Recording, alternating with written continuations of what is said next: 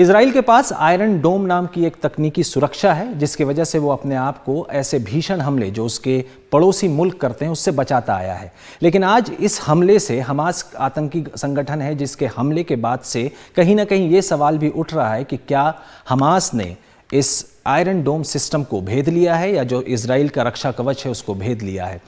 Hamas ने iron डोम की कमजोरी खोजी है या नहीं, इसके डिटेल्स में हम बाद में चलेंगे, लेकिन पहले समझते हैं कि इस पूरे हमले में हमास ने किया क्या है। हमास ने इस हमले के लिए साल्वो रॉकेट तकनीक का इस्तेमाल किया है।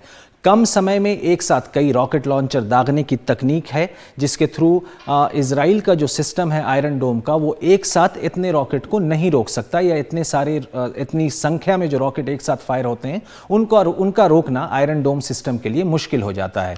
जानकारी के अनुसार सिर्फ 20 मिनट में दागे गए हैं करीब 5000 रॉकेट। हमास ने गाजा की पट्टी की तरफ से करीब 5000 रॉकेट जो है इजराइल की तरफ दागे हैं, और छोटी दूरी के रॉकेट को पकड़ना भी मुश्किल होता है।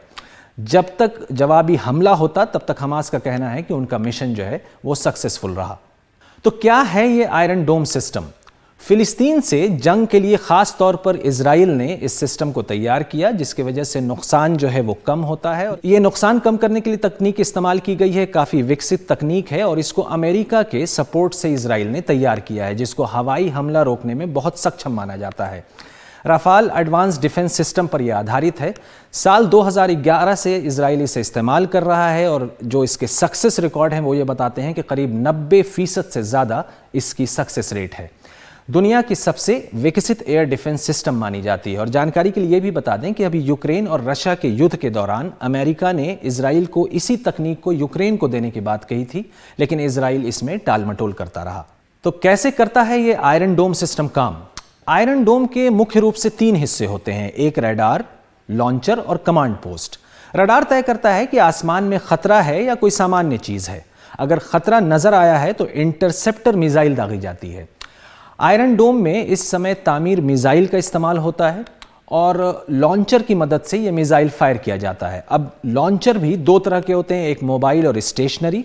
स्टेशनरी एक जगह फिटेड होता है, मोबाइल लॉन्चर जो है वो मूवेबल होता है या वो मूव कर सकता है, आप उसकी लोकेशन चेंज करके भी फायरिंग कर सकते हैं।